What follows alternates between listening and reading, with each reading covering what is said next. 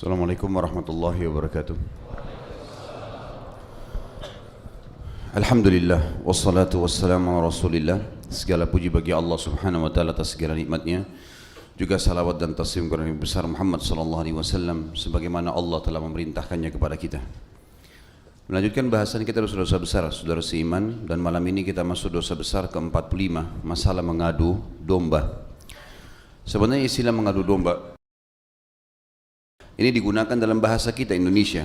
Kalau bahasa Arab, namimah. Dan namimah atau orang-orang Arab tidak mengenal istilah mengadu domba. Dipakai di Indonesia karena memang ada tradisi di zaman kerajaan-kerajaan dulu. Kita menjadi sebuah hal yang tren, tapi ini sebenarnya negatif ya. Membuat atau mengadu dua ekor hewan seperti ayam dengan ayam. Termasuk yang sering adalah domba dengan domba. Domba umumnya hewan yang sangat baik. Kalau dibiarkan mereka tidak berantem satu sama yang lain. Tetapi jantan domba ini kalau dihadapkan satu sama yang lain dan dielus bagian dekat tanduknya, maka dia mudah untuk terpancing emosi. Maka untuk mengadunya biasanya seperti itu, dielus di bagian antara dua tanduknya dan dihadapkan satu sama yang lain, lalu didorong, lalu kemudian mereka berantem. Di Indonesia digunakan istilah mengadu domba karena domba umumnya tidak berantem kalau sendirian. Tapi kalau diadu dia akan berantem. Dipakailah istilah ini untuk terjemahan namimah. Sementara namimah sebenarnya dalam bahasa Arab adalah orang-orang yang suka mengadu dua pihak atau dua orang sehingga terjadi perseteruan di antara mereka. Itu yang dimaksud. Jadi ini makna daripada mengadu domba. Tentu ini karena istilah kita gunakan di Indonesia. Tapi saya coba datangkan dulu maksud dan tujuannya baik dalam bahasa Arab ataupun dalam bahasa Indonesia itu sendiri. Membuat dua pihak teman-teman sekalian berkelahi, berseteru, bermusuhan adalah perbuatan yang haram dan termasuk dosa besar dalam Islam. Dan inilah yang dikenal tadi dengan namimah di dalam agama. Biasanya pelaku-pelaku orang yang suka mengadu domba ini adalah orang yang punya maslahat duniawi. Baik dia ingin mengambil istri seseorang misalnya atau suami seseorang, maka dia mengadu antara dua pasangan tadi. Misal dia buat atau dia memanas-manasi si perempuan, si istri agar bisa benci sama suaminya sehingga cerai dan menikah dengan dia. Atau sebaliknya, seseorang memanas-manasi suami untuk menceraikan istri lalu kemudian dia yang menikah sama si laki-laki tadi. Atau misalnya mengadu domba antara bawahan sama atasan atau atasan sama bawahan supaya saling berseteru dan salah satunya akan dirugikan dengan tujuan dia mendapatkan manfaat di situ. Atau dua orang yang partner bisnis atau semuanya bisa ditarik dalam masalah mengadu domba sehingga dua pihak berseteru. Saya akan terus mengulangi teman-teman statement Ibnu Qayyim rahimahullah yang sangat luar biasa sehingga memang kita bisa menjadikannya sebagai prinsip hidup. Beliau mengatakan, saya selalu senang dan tenang karena dua hal, dan ini sudah sering saya ulangi. Saya selalu senang dan tenang karena saya tahu ajal saya sudah ditentukan oleh Tuhan saya. Jadi tidak akan pernah bertambah sesaat, tidak akan berkurang sesaat. Kalau 70 tahun ya 70 tahun. Untuk apa saya pikirin masalah ajal saya? Sudahlah, dia akan ditentukan. Sekarang tinggal bagaimana saya beramal. Saya selalu senang dan tenang dengan masalah itu. Mau tabrakan, mau jatuh dari tempat yang tinggi, selama ajalnya belum datang tidak akan mati. Mau sehat, mau olahraga, makanannya semuanya bagus, bervitamin, kalau ajal datang dia akan mati. Dan saya selalu senang dan tenang, ini jadi saksi bahasan kita yang kedua, karena rezeki saya tidak akan diambil oleh orang lain. Ini poin yang perlu digarisbawahi teman-teman sekalian. Kebanyakan orang mengadu domba orang lain karena dia mau mengambil haknya orang lain. Istri orang lain, suami orang lain, pekerjaan orang lain, apa saja. Maka ini hukumnya haram, tidak boleh. Dan untuk membendung itu teman-teman sekalian, kita harus mempunyai sebuah perangkat atau beberapa perangkat-perangkat atau setiap perbuatan kita harus punya perangkat pengaman. Seperti untuk tidak mengadu domba, yakinilah rezeki adalah sudah dibagi oleh Allah. Dan nggak perlu kita merebut-rebut haknya orang lain. Sebagaimana juga untuk kata kunci tidak terjerumus dalam riba, dalam hutang piutang, dalam darar, kezaliman, bab yang haram dalam masalah pendapatan Maka caranya sederhana. Belanjalah yang merupakan kebutuhan dan jangan belanja yang merupakan keinginan. Kita butuh beli, tidak butuh jangan beli. Kalau keinginan susah, kalau mau diikutin tidak akan ada ujungnya. Kebanyakan orang membuka pintu riba, pintu kezaliman, manipulasi data lah, dharar, merugikan hal satu dari dua pihak. Semua karena itu, mau melampaui kapasitas dia atau dia ingin membeli semua keinginannya. Ini salah teman-teman sekalian. Kaedahnya, perangkat yang mengamankan kita supaya tidak masuk dalam manipulasi data, riba dan semuanya adalah beli dan konsumsi sesuatu yang kita butuhkan, bukan yang kita inginkan. Kalau kita lagi lapar misalnya, teman-teman mau makan makanan yang paling bagus, silakan. Minum minuman yang paling enak, itu boleh saja. Tetapi jangan, itu karena kebutuhan dan kita boleh menikmati yang terbaik. Tapi jangan semua keinginan. Keinginan kita begitu lihat orang pakai baju bagus, kita mau beli juga. Padahal kita punya baju banyak di rumah. Ini harus diredam. Kita baru beli mobil merek A. Kita lihat teman kita beli mobil merek lain, lebih bagus mungkin menurut kita. Lalu tiba-tiba kita mau menggantinya. Ini semua keinginan. Tidak ada kebutuhan untuk itu. Jadi harus dibedakan. Ini contoh perangkat. Nah sama dengan masalah mengadu domba. Kita harus tahu teman-teman. Tidak perlu kita masuk ke wilayahnya orang lain. Dan ada perangkat lain, percaya dirilah dengan apa yang Allah sudah kasih. Ya ini wajah saya, ya ini kulit saya, ya ini poster tubuh saya, ini rambut saya, ya ini mata saya bentuknya seperti ini. Ya sudah, ini yang Allah berikan. Inilah perangkat saya yang terbaik. Percaya diri jalan. Selesai. Sederhana sekali kok sebenarnya. Sehingga kita tidak butuh masuk ke ranah dosa besar yang akan disebabkan karena tidak diterapkannya perangkat ini. Yaitu masalah tadi mengadu domba. Allah berfirman tentang pengharaman adu domba dan masuk dalam dosa besar. Imam Az-Zahabi rahimahullah mengangkat dalil pertama surah Al-Qalam ayat 10 sampai ayat 11.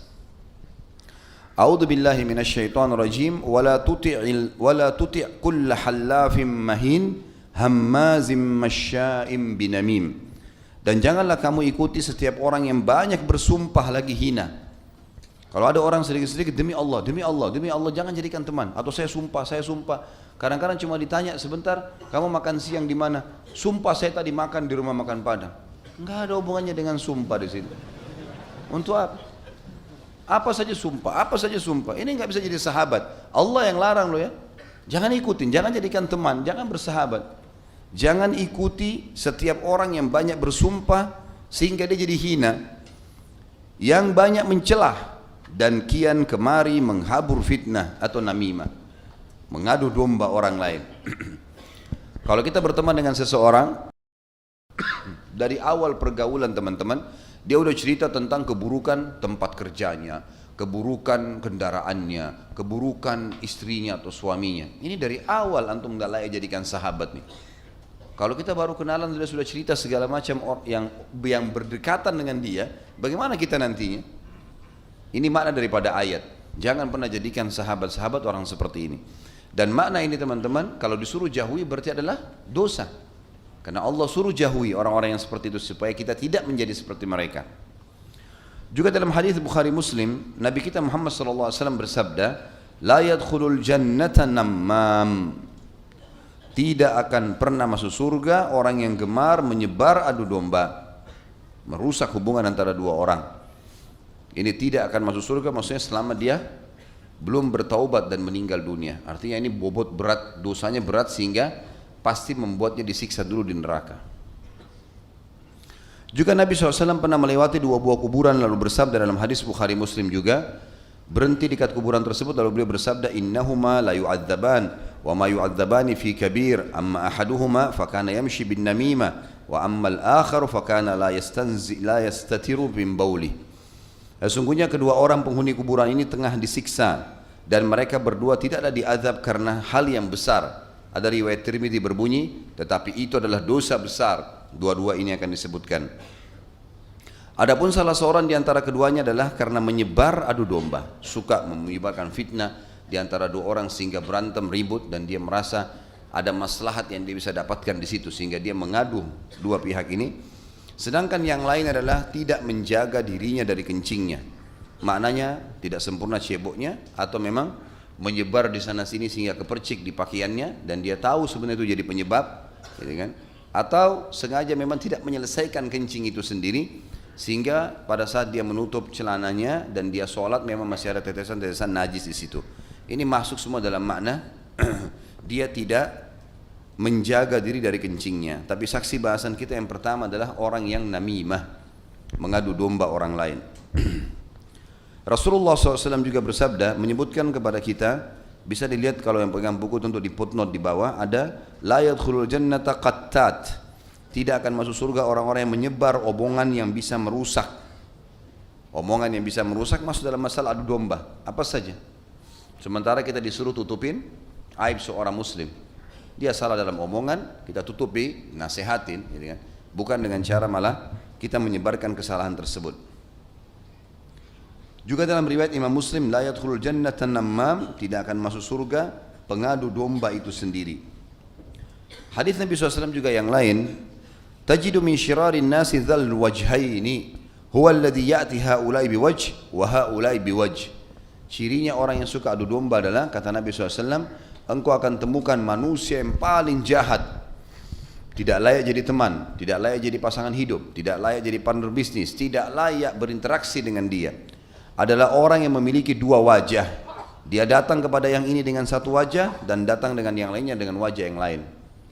Jadi maksudnya dua wajah ini teman-teman, ada orang sebenarnya dia jengkel sama kita, tapi dia bisa mengatur mimik wajahnya dengan senyumnya, dengan kosakatanya, tutur katanya, dia menjaga. Dia menjaga, tapi di belakang habis nama kita dirusak sama orang. Ada orang begitu subhanallah, lisannya manis, tapi di belakang luar biasa. Cuma orang-orang seperti ini dia tidak sadar ya. Semestinya teman-teman harus kita fahami satu hal. Kita di muka bumi ini sedang berinteraksi dengan Allah Azza wa Jalla. Kita bukan interaksi dengan manusia. Ini semua manusia-manusia ini perangkat-perangkat saja. Hakikatnya kita sedang berinteraksi sama Allah. Saya buat baik sama istri saya, melindungi dia, berikan nafkah, bukan karena dia, tapi karena Allah. Allah sedang mengawasin saya. Itu target utama, maksimal pahalanya di situ. Dan tidak ada kejenuhan walaupun dia sedang membuat kesalahan. Karena kita tidak perlu balas kesalahannya dengan kesalahannya. Kalau dia salah kita nasihatin. Tahu ini adalah ajang pahala saya. Begitu juga seorang istri. Ini suamimu, layani dia, penuhi kebutuhannya. Karena saya akan kasih pahala masuk surga. Maka tidak ada kejenuhan kalau dikerjakan karena Allah. Gitu kan? Dalam segala kehidupan kita sama. Semuanya begitu. Kita tidak butuh untuk mencari-cari kesalahan orang lain. Dan untuk apa teman-teman? Ada orang subhanallah bisa merekayasa seperti keadaan ini. Seorang muslim teman-teman, apa yang terlihat di wajahnya itu yang terlihat dalam perilakunya. Semua transparan, nggak ada yang tertutup, nggak ada yang dirahasiakan. Semuanya iya. Dia bilang ayah, saya datang, saya datang. Saya nggak datang, saya nggak datang.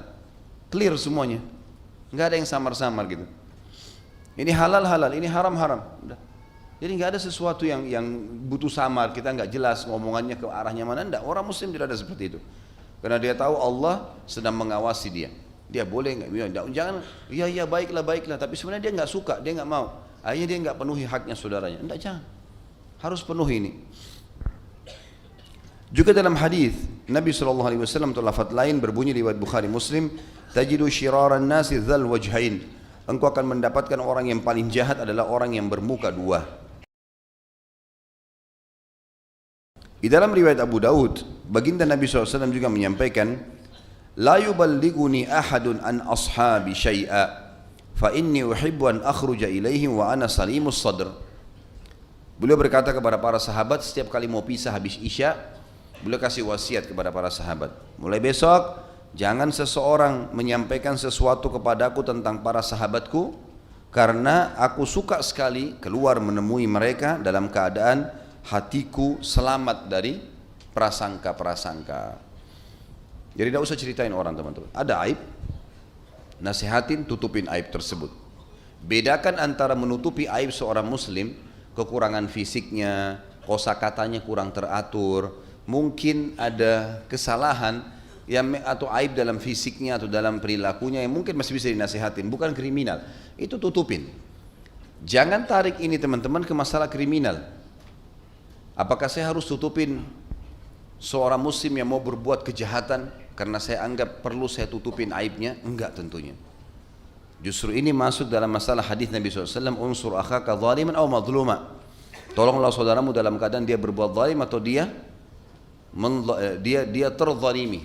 Kata para sahabat, ya Rasulullah, orang terzalimi gampang, tapi orang menzalimi zalim. Bagaimana caranya kita tolong? Kata Nabi SAW, engkau menarik tangannya kepada kebenaran, laporkan kriminalnya, itu benar, kita sedang menolong dia sebenarnya, supaya dia tidak terjerumus dalam kejahatan. Jadi bedakan ya, masalah menutupi aib seorang muslim adalah aib-aib yang sifatnya memang kembali kepada diri dia sendiri, kekurangan fisiknya, bajunya, tata cara berbicaranya, ya, kita masih bisa nasihatin, ini tutupin, jangan disebarkan ke orang lain. Dan makna hadis yang baru saja saya bacakan tadi, yang kata Nabi SAW, janganlah seseorang menyampaikan sesuatu tentang sahabat-sahabatku. Artinya ada orang subhanallah, begitu ketemu pimpinannya, yang paling pertama adalah bagaimana dia mencari wajah dengan pimpinannya. Oh sudah tahu nggak Pak, ada begini. Satu kantor diceritain sama dia. Ya. Nah ini orang yang buruk sekali. Ya. Ini yang Nabi SAW katakan, jangan ketemu saya, kemudian langsung ya Rasulullah si fulan, ya Rasulullah si fulan. Enggak, karena saya ingin bertemu dengan mereka dalam kondisi dadahku lapang. Kalau ada yang salah aku lihat, nanti aku luruskan. Kalau enggak ya sudah, gitu kan? Urusan dia dengan Allah Subhanahu wa ta'ala. Ingat pesan saya selalu teman-teman, saya bawa pulang pesan ini, jadikan prinsip hidup.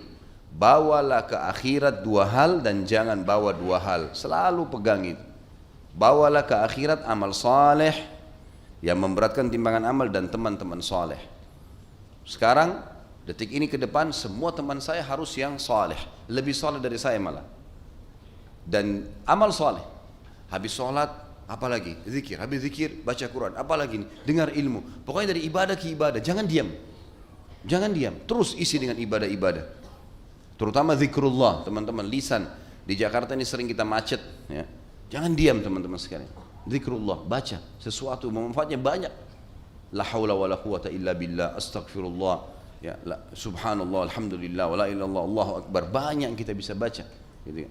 Dan jangan bawa dua hal ke akhirat, jangan bawa amal-amal dosa berat.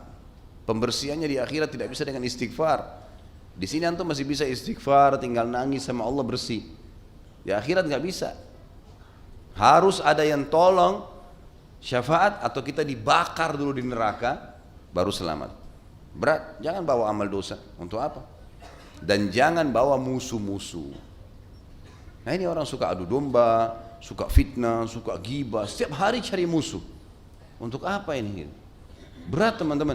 Kita berhadapan sama satu orang saja, itu bisa saja menghabiskan semua pahala kita pada hari kiamat. Bagaimana kalau kita menghadapan satu kantor, satu kota, ya, nyebarin gosip sana sini. Bertakwa kepada Allah teman-teman yang kerja di media ini, hati-hati. Hati-hati. Sebarkan kebenaran saja dan jangan sampai membuka pintu salah. Salah ini banyak yang berhadapan sama kita ini. Bagaimana cara minta maafnya nih? Jadi harus hati-hati teman-teman sekalian. Juga Ka'ab radhiyallahu anhu berkata, "Ittaqun namima fa inna sahibaha la yastarihu min adzabil qabr." Wa rawa Mansur an Mujahid hammalatul hatab qala kanat tamshi bin namima. Kata Ka'ab radhiyallahu anhu, takutlah kalian dengan adu domba, karena orang yang melakukannya tidak akan pernah istirahat dari azab kubur. Apa makna kalimat Ka'ab radhiyallahu anhu ini? Kata ulama, semua dosa-dosa teman, kalau tidak sempat kita minta maaf dari Allah di dunia, maka dipastikan azab kuburnya akan datang walaupun belum tentu masuk neraka. Saya pernah jelaskan poin itu. Jadi misal ada orang tadi ya, dia tidak cebok pada saat dia kencing atau tidak suci ya, masih ada kepercik-percik dan dia tahu, dia nganggap remeh, atau dia mengadu domba membuat orang berantem satu sama yang lain misalnya. Ini teman-teman dosa-dosa ini, atau dia pernah bohong atau dia pernah menipu seseorang, dia tidak minta maaf sama Allah di dunia, tidak kembalikan hak muslim di dunia, maka azab kubur pasti datang. Walaupun belum tentu masuk neraka. Karena untuk masuk neraka ditimbang dulu amalnya. Mungkin amal baiknya masih lebih berat, tapi azab kubur nggak bisa lepas. Dan ada di antara azab kubur, kata sebagian ulama, bisa hilang, bisa berkurang atau bahkan hilang dengan izin Allah. Kalau ada kerabatnya, anaknya yang beristighfar dan memohon ampun untuknya, bisa saja akhirnya dosa-dosa itu jadi bersih, azab kuburnya berhenti, gitu kan? Azab kuburnya jadi berhenti, kecuali namimah. Kata ulama, ini makna daripada perkataan Ka'ab radhiyallahu anhu bahwasanya orang yang namimah tidak akan pernah istirahat dari siksa kubur. Utsman bin Affan radhiyallahu anhu pernah lewat ayat tentang kuburan, lalu kemudian beliau pingsan, nangis sambil pingsan di zaman khilafahnya beliau. Maka istrinya coba bangunkan, nggak bangun-bangun. Lalu kemudian dipanggillah beberapa sahabat Nabi yang masih hidup ridwanullahi alaihim pada saat itu. Datanglah diantaranya Ali bin Abi Thalib, datang ke rumah Utsman. Kata istrinya, coba lihat nih kenapa Utsman. Utsman dibangunkan, dipercikin air sampai bangun. Waktu itu sudah sangat tua beliau radhiyallahu anhu. Lalu Utsman waktu bangun ditanya, kenapa anda menangis hai Utsman? Kata Utsman, terlewat ayat tentang kuburan. Kata Ali, kau menangis tentang kuburan, wa anta, sementara kamu adalah kamu. Bahasa ini dalam bahasa Arab artinya, kamu siapa hai Utsman? Anak mantunya Nabi SAW, dapat jaminan surga. Dan disebutlah banyak fadilahnya. Kata Utsman, benar Ali, benar yang kau bilang itu. Saya dapat jaminan surga, saya yakin juga itu. Tapi itu jaminan surga di sana, di akhirat. Enggak ada jaminan Nabi SAW di sini, di kuburan. Dari mana saya dapat jaminan saya disiksa dulu di kuburan lalu kemudian saya masuk ke surga? Bisa saya disiksa dulu di sini. Lihat bagaimana para salaful ummah memahami tentang masalah bahayanya azab kubur itu sendiri. Maka hati-hati teman-teman, jangan sibukkan diri dengan wilayahnya orang lain. Kemudian juga Mansur dan Mujahid, ulama tabi'in Mujahid rahimahullah, menafsirkan makna daripada Hammalatul Hatab tentang istrinya Abu Lahab. Ada terjemahan yang di bahasa Indonesia pun ditulis Hammalatul Hatab adalah orang wanita yang membawa kayu-kayu bakar yang berduri. Jadi termasuk cirinya istri Abu Lahab ini, suaminya mencaci maki Nabi SAW, ini paman Nabi sendiri. Kemudian istrinya sengaja menyuruh budak-budaknya membawa kayu-kayu kering yang berduri, kemudian disiramin minyak, lalu dibakar, lalu ditaburi di hadapan jalan-jalan dia lewati oleh Nabi SAW. Ini perilakunya istrinya Abu Lahab. Rupanya ada perilaku lain, dinukil dari Mujahid, makna daripada Hammalatul Hatab gabungan antara meletakkan kayu-kayu bakar berduri di jalan-jalan Nabi SAW sehingga tidak bisa jalan pada saat itu, dan yang kedua adalah dia suka mengadu domba. Dia suka mengadu domba sampai-sampai dialah yang memotivasi suaminya Abu Lahab untuk menceraikan anak Nabi SAW Ruqayyah. Karena dulu Abu Lahab adalah besannya Nabi SAW, anak sama anak menikah. Tapi rupanya istrinya ini yang memotivasi dan mengadu domba suaminya sama Nabi SAW, antara paman sama anak, supaya mereka ribut atau membenci. Akhirnya diceraikanlah anak Nabi SAW oleh anaknya Abu Lahab pada saat itu. Dan itu sebelum ada perintah Islam sudah menikah gitu kan. Setelah datang perintah Islam maka terjadilah hal tersebut. Dan juga setelahnya tentu turun firman-firman Allah SWT yang menyuruh memisahkan antara wanita mukminah dengan laki-laki yang kafir. Ini diangkat oleh Imam Adz-Dzahabi rahimahullah berhubungan dengan masalah dalil-dalil masalah namimah. Kita simpulkan teman-teman sekalian, dimaksud atau yang dirangkum dalam semua bahasan kita adalah poin pertama, seorang muslim harus menyibukkan dengan urusan dia sendiri. Yang kedua, yang dia tegur, yang dia luruskan kalau kesalahan terlihat depan matanya, dan kalau kebenaran dia dukung. Ya. Yang ketiga, kalau dia punya kesalahan, maka dia selesaikan dengan orang lain, agar kita jangan membuka pintu orang lain mengadu domba kita dengan pihak yang lainnya atau bahkan memfitnah kita. Termasuk teman-teman sekalian, kalau misalnya ada orang yang kita utangkan uang, pernah ada yang ikhwan nanya saya, Ustaz, perlu nggak saya bayar, ingatkan kalau tiba tanggalnya. Saya bilang iya, harus diingatkan, dan itu amar ma'ruf nahi mungkar. Jangan bilang, oh saya kalau nagih kayaknya dia nggak mau bayar deh, jadi saya nggak usah nagih, biar aja dia sadar sendiri. Nggak bisa. Memang harus kita di sini ingkar mungkar, dan ini yang dimaksud dengan poin ketiga tadi, bagaimana seorang muslim tidak membiarkan celah orang lain bisa menilai dia buruk dengan cara seperti tadi, sengaja nggak nagih utang, sengaja nggak ingatkan karena nggak enak, pasangan hidupnya dia nggak mau ingatkan, istri malu nggak enak bangunin suaminya sholat subuh, atau suami merasa nggak enak menyuruh istrinya pakai jilbab karena cinta dan segala ini, nggak boleh semuanya. Justru kita harus amar ma'ruf nahi mungkar. Ini poin ketiga, karena nanti akan membuka celah. Orang-orang akan bilang, toh suami saya nggak suruh saya, toh istri saya nggak ingatkan, toh juga teman-teman saya membiarkan saya. Nah ini semua dijadikan alasan. Dan cukuplah hadis Nabi SAW yang berbunyi, siapa yang membiarkan seseorang berbuat kemungkaran dan dia biarkan, maka orang yang berbuat mungkar akan datang hari kiamat mencekik lehernya sambil berkata, ya Allah, orang ini melihat saya berbuat kemungkaran dan dia tidak mengingatkannya, maka saya tuntut. Lalu diambillah pahalanya diberikan kepada orang ini. Jadi harus hati-hati teman-teman sekalian. Jangan pernah mengadu domba. Subhanakallahumma bihamdika asyhadu an la ilaha illallah astaghfirullah wa atubu ilaik. Wassalamualaikum warahmatullahi